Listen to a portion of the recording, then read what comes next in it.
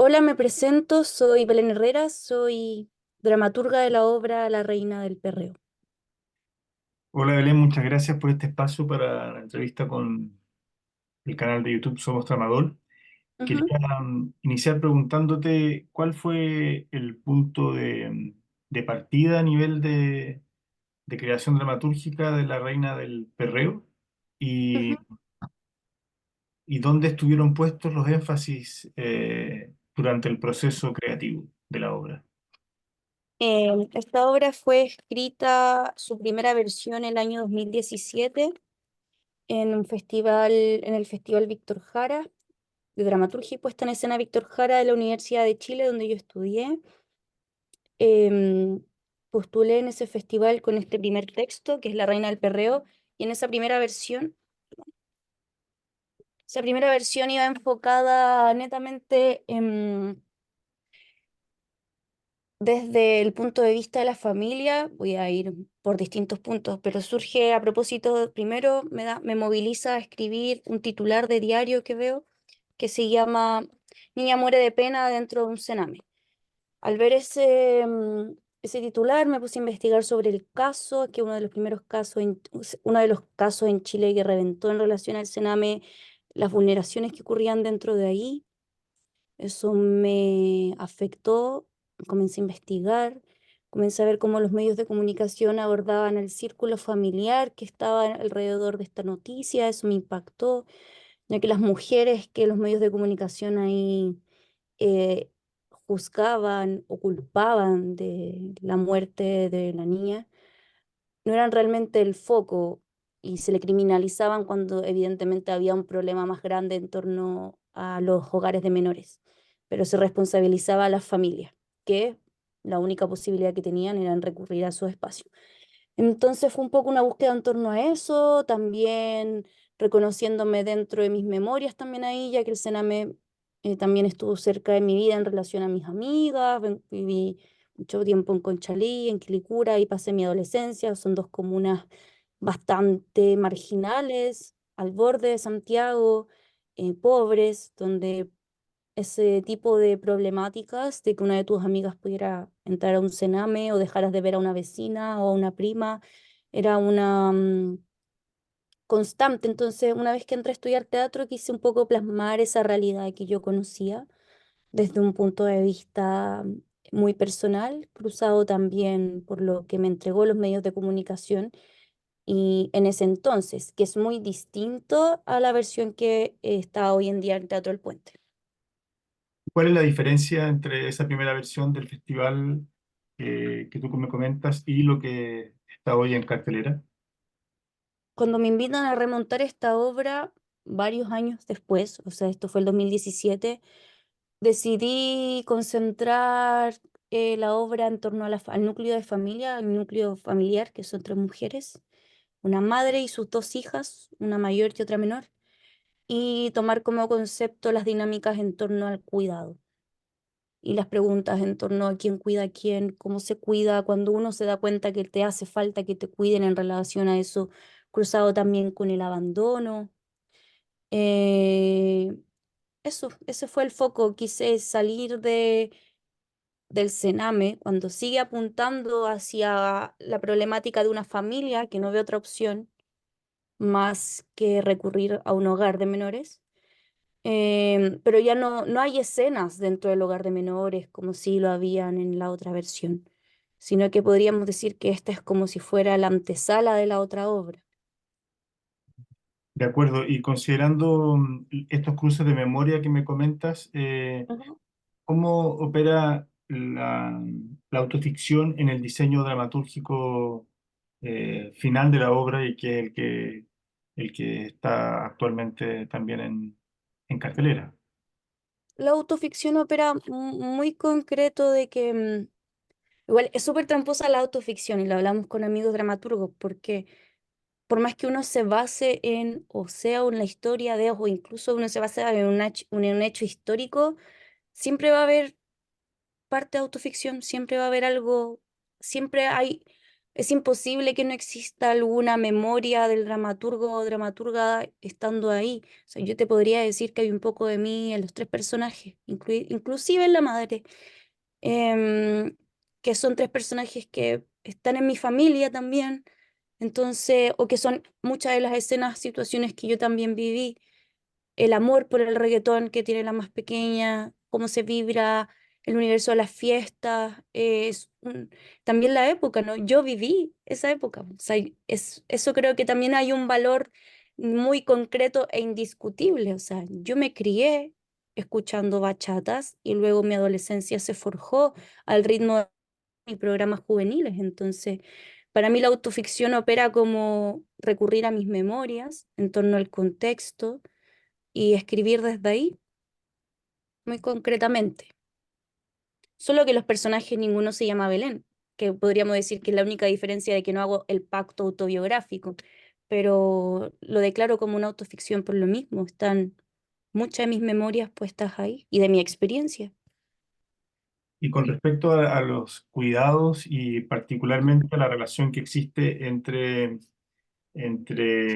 las hermanas en la obra, eh, ¿dónde quisiste colocar ahí el acento eh, primordial?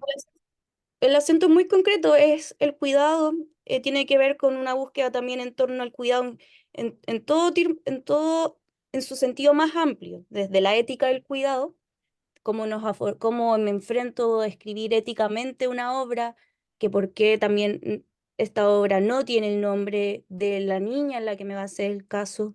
No quiero que la gente llegue a ver la obra a propósito del morbo de decir, quiero ver la historia de...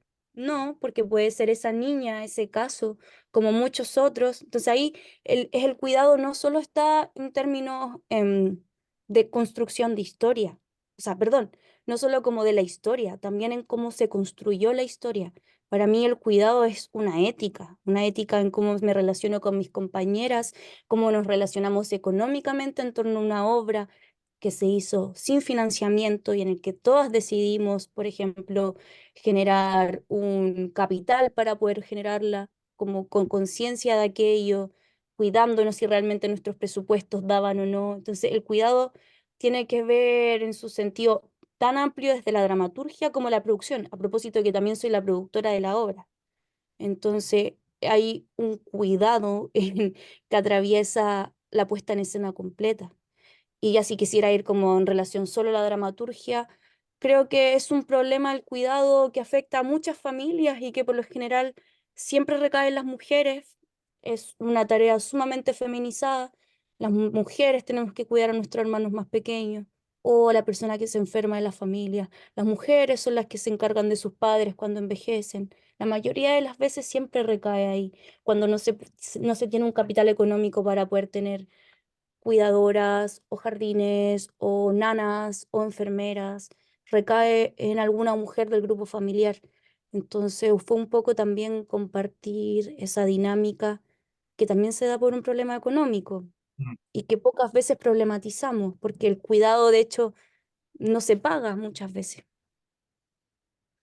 Eso es a grandes rasgos. Las protagonistas se están preguntando a sí mismas, hay textos concretos. O sea, me doy cuenta que yo también necesito que me cuiden, dice Romina en algún momento. Necesito, así como yo estoy, que me cuiden. Entonces, es súper, a mi gusto, le hemos tratado de trabajar concretamente en términos dramatúrgicos y yo desde también desde la producción. Y sé que la Javiera Mendoza compartimos la misma ética, también lo trabajó así desde la dirección y la relación con las actrices y la puesta en escena. Y cuéntame respecto de tus trabajos anteriores, Simulacro de mi muerte y Niña Alien. em, ¿Cómo fue el proceso de creación de ambas obras y en el fondo, cuáles son las diferencias respecto de las premisas que ocupaste para esos trabajos con respecto a lo que creaste para La Reina del Perreo? De hecho, no hay muchas diferencias y creo que eso es lo más hermoso que ha sido de volver a revisar La Reina del Perreo, que es la primera obra que escribo. Me doy cuenta que La Reina del Perreo marca, es la que marca Simulacro de mi muerte y Niña Alien. O sea, sin La Reina del Perreo no existe ninguna de esas dos porque ambas nacen desde esa misma pregunta de investigación, que es el cuidado. Simulacro de mi muerte va sobre una pregunta de investigación que también surge a propósito de un titular.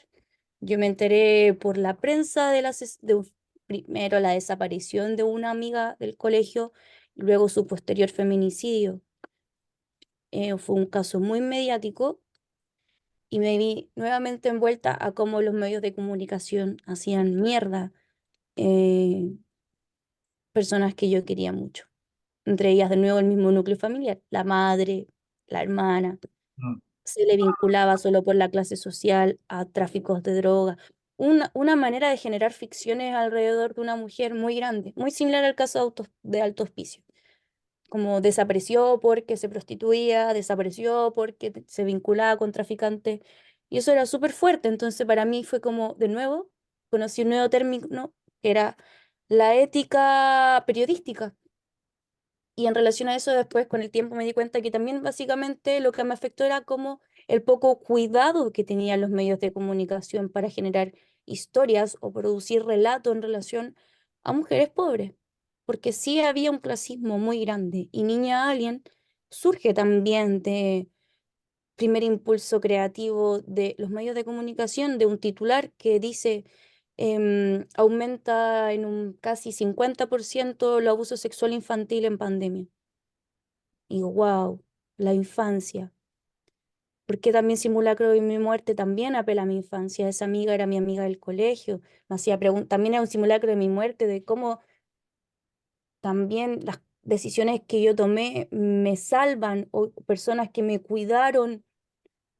También, ¿no? De nuevo el cuidado me hizo alejarme de determinados em, contextos muy violentos. Entonces, cruzan, ¿verdad? No hay mucho, es curioso, de hecho, yo vuelvo a ver La Reina del Perreo y veo a la protagonista, a una de las protagonistas que es Giselle, que tiene 11 y tiene mucho de la protagonista de Niña Alien también, como sus preguntas, obvio, de distintos, como de distintas realidades, una está en el año 3000 en el espacio, pero ambas están abandonadas, ambos están viviendo duelos, ambas están sintiéndose solas, ambas requieren que las cuiden, entonces, o que las contengan. Creo que son como, se relacionan un montón. Y sabes que esto yo no me di cuenta hasta una chica que hizo una tesis sobre La Reina del Perreo, su tesis, escogió esa obra para hacer su tesis en la Universidad de Chile en torno a obras que se habían escrito en torno a casos noticiosos. Y luego me dijo, es que era llamativo que cuando me entrevistó se dio cuenta que las 3 horas venían de titulares. Y ella me hizo caer en cuenta de eso, por ejemplo. Por eso ahora lo cuento porque fue un hallazgo gracias a ella también. O sea, estarían emparentadas de alguna forma las Sin tres. duda, son familias esas 3 obras. Y de alguna forma esto que me comentas tiene que ver en el fondo con el tratamiento que efectúan los medios de comunicación respecto a la revictimización en el fondo en cada Exacto, caso. exacto. Súper sí, con la revictimización.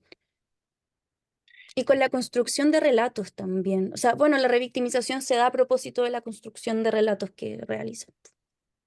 Y lo interesante es cómo también te distancias de aquello para adentrarte en el núcleo familiar. Eh, Ujú, y desde ahí mostrar una historia eh, desde el punto de vista más universal, creo yo. ujú. Sí. Entonces, considerando eso, me gustaría que me contaras en el fondo cómo fue el proceso, en el fondo de traducción escénica de la dramaturgia a la puesta en escena y el diálogo que sostuviste al respecto con Javiera. Mira, lo interesante es que pudimos conocer el lenguaje gracias a que tuvimos una experiencia previa al Teatro del Puente, que fue el Festival Teatro en Casa. Ignacia Uribe conocía, con la Ignacia fuimos compañeras de escuela en la Universidad de Chile y ella conocía el texto y lo leyó. Nunca lo había montado, pero lo leyó y siempre lo quiso actuar, me dijo. Cuando apareció el Festival Teatro en Casa me dijo, oye, si montamos esto. Y dije, ya. Y yo con la Javiera Mendoza somos amigas hace mucho rato, entonces conozco su visión como directora en torno al teatro. Compartimos niñeces y adolescencias muy similares, entonces había, cuando leyó La Reina, cuando le presenté el texto, no solo era bonito porque nos dábamos cuenta, y también porque Ignacia lo pide, porque no hablaba solo de mí o de mi realidad, ellas podían reconocer su adolescencia, sus familias o sus amigas también en el texto, entonces fue entregado desde una confianza muy absoluta de saber que tu compañera que se va a hacer cargo de terminar de levantar este mundo conoce y también sabía que para mí era un texto que también me hizo mucho sufrir porque ocurrieron muchas anécdotas alrededor de ese texto cuando fue presentado en la universidad, que también tenía mucho que requería un cuidado especial también, como en torno a lo que se planteaba ahí para no generar revictimización, cuidarla, defender a los personajes, porque ambas coincidíamos que las representaciones que hemos visto de nuestra clase o de lo que se llama ser flaite no nos gusta. Entonces, compartíamos esas ganas de plantearlo de otra manera, de que se vieran hermosas, dignas, que fuera una puesta en escena bella idealmente, eh, limpia, como el otro lado de que también existe en ese lugar, una dignidad profunda y una sobrevivencia. Entonces compartíamos el mismo lenguaje. Y eso creo que permitió darse prueba primero en teatro en casa, que duraba 20 minutos, y luego decir, vale, funciona, nos gusta, y siempre como somos amigas, siempre en diálogo. Yo no hice la asistencia de dirección por temas de tiempo, pero sí siempre estuve yendo a ensayos, y aparte porque me hice cargo de la producción, que también es mucho trabajo.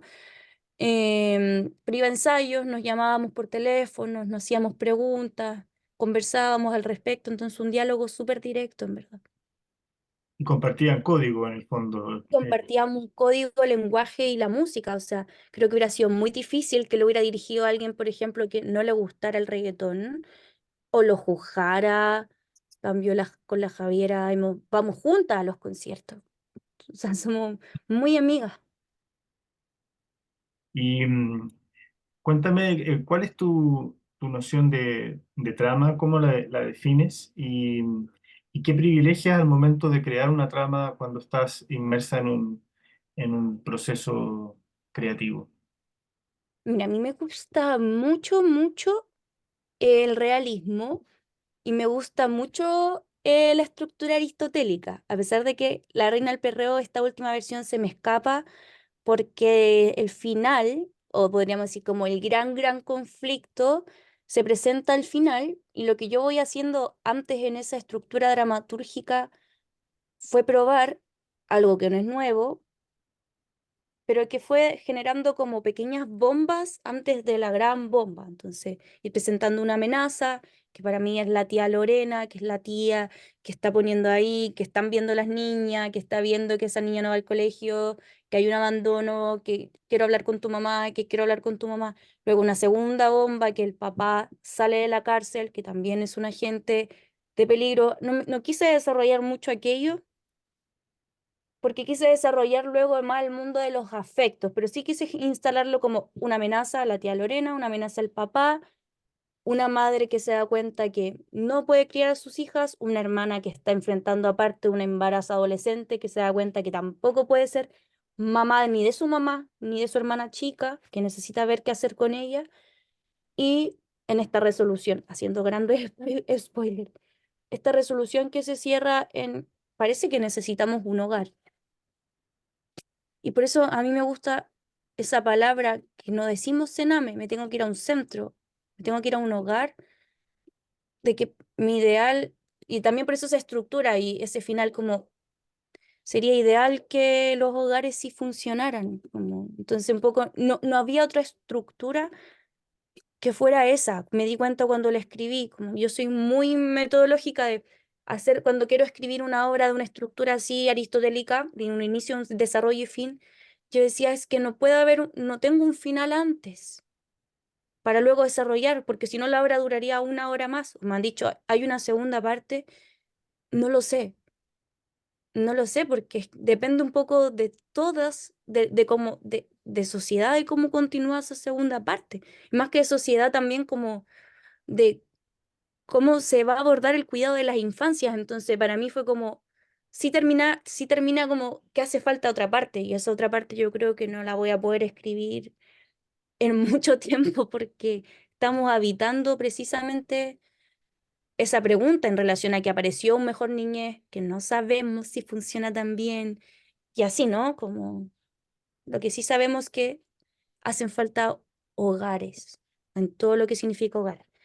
No sé si respondí tu pregunta, me fui por las ramas, pero esa es como la estructura y creo que las tres obras que he escrito, cuatro, hay otra que hice a pedido, que se llama Send Love, Send Nude, que fue para, que también va sobre, esa va sobre adolescencia, sobre violencia digital, sobre violencia en medios digitales, de género, violencia de género en medios digitales, y también tiene una estructura muy similar, como de un inicio, un desarrollo y fin. Solo que aquí al final, el conflicto me explotó al final, y me di cuenta y dije, veamos cómo va nomás. No, me di cuenta que no tenía otro. No me había pasado antes, No te había de ocurrido, no poder seguir. ¿no? No, de decir no, no se cierra. Mm. Niña Alien, por ejemplo, me obligué a cerrarla porque era para infancias y consideraba que no, la estructura tenía que ser amigable en términos de fábula. Un inicio, un desarrollo, un final, con una pequeña fábula. Como quedarnos con una pequeñita reflexión más directa. La Reina del Perreo se me hizo más complejo, pero por lo mismo, como la pregunta en torno al hogar, creo que es una pregunta abierta, viva, y que yo no soy la persona que la tiene que cerrar. Entiendo. Y para ir finalizando, me gustaría preguntarte sobre tus referentes en el ámbito de la dramaturgia, quiénes son y por qué los consideras como tales. Mira, los más importantes son, eh, yo entré a estudiar teatro por leer dramaturgia, no por ver una obra. Yo leí Las Niñas Arañas de Barrales, me enamoré del teatro. Obviamente uno lee Barrales y rápidamente llega a Radrigán. Entonces, para mí Barrales, Radrigán. Luego en la Universidad de Chile tuve la fortuna de conocer la dramaturgia de Isidora Aguirre, que también me marca profundamente. Em, Ellos son como mi top 3. También me gusta mucho Chekhov. Cuando me encanta leer Chekhov, cuando me pierdo dramatúrgicamente, vuelvo a leer ese tipo de obras, volver a revisar esas estructuras. Y también Shakespeare, como si ya me fuera como para atrás, porque me gusta mucho la construcción de ficción. Me gusta mucho también la performance, pero cuando escribo me encantan las historias. Me gusta mucho, mucho.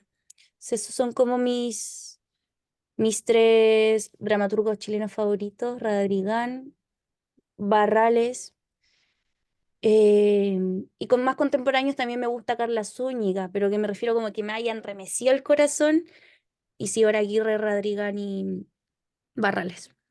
¿Y qué te atrae de la performance? De la performance me gusta mucho el arrojo, el presente que pueda haber. Yo no me he atrevido a trabajar mis propuestas artísticas hacia allá por ahora. No sé si lo haga en algún futuro, pero me atrae el arrojo, ese arrojo en torno al presente, esa realidad a la que apuesta, ¿no? Como que creo que tiene mucho de eso el trabajo de la Ana Luz y que me gusta mucho. También tiene, y esa mezcla extraña entre contar ficción y también levantar un presente técnico performativo que tiene Manuela Infante, también me atrae un montón. Que ahí la performance podríamos decir que está en la puesta en escena, como hay un arrojo técnico de un presente como en el uso de mecanismos como microfonía, que también tiene sus propias reglas, que puede funcionar o no en una función, como que también tiene como que también están vivos. Eso le provoca un vértigo que a mí me encanta. También me gusta mucho el trabajo de ellas, me inspira mucho. Pero yo me doy cuenta que me gusta mucho escribir historias. Y, y la última pregunta, ¿cuál es tu proyecto actual de escritura dramatúrgica y qué podrías contarnos al respecto para ahí finalizar? Mm, nos adjudicamos con mi núcleo, que son los Tamagotchis, en un fondo de residencias creativas para comenzar a imaginar Niña Alien 2 porque lo vamos a generar como tipo secuela. Niña Alien 2 nuestros orígenes cósmicos, que va a tener una relación más directa de divulgación científica en torno a la astronomía, la relación de nuestros orígenes cósmicos en relación al polvo de estrellas, al Big Bang, cómo entrar en ese mundo, de cómo nos vinculamos también como con el universo en términos científicos.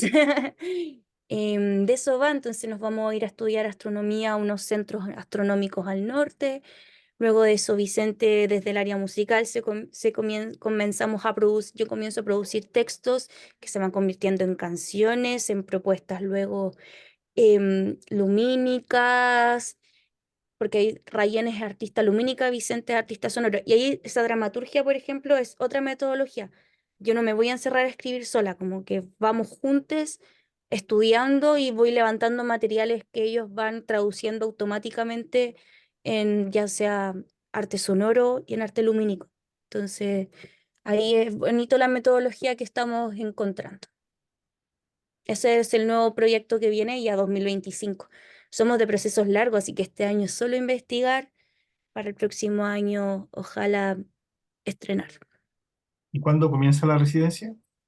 Ahora en julio nos vamos al norte y luego vamos a estar hasta septiembre, luego volvemos a Espacio Checoslovaquia a hacer investigaciones y también tener visitas de artistas como Pablo Mois en el arte lumínico, teatro de ocasión como en relación a producción y agendas internacionales de teatro familiar y no sé qué más se me olvida. Y Olema, que es un artista performer que es astrónome, que trabaja de hecho ahora en la obra Kelu, que está ahí de Ana en la Católica. Entonces, también vamos a trabajar con ella. Genial. Y eso es lo que se viene. Excelente, mucha suerte en esa residencia entonces, que les vaya muy bien. Muchas gracias. Gracias Belén por esta conversación con Somos Tramador y mucha mierda, mierda las funciones que quedan de La Reina del Perreo. Muchas gracias. Nos vemos, Que que esté estén bien. bien. Chao.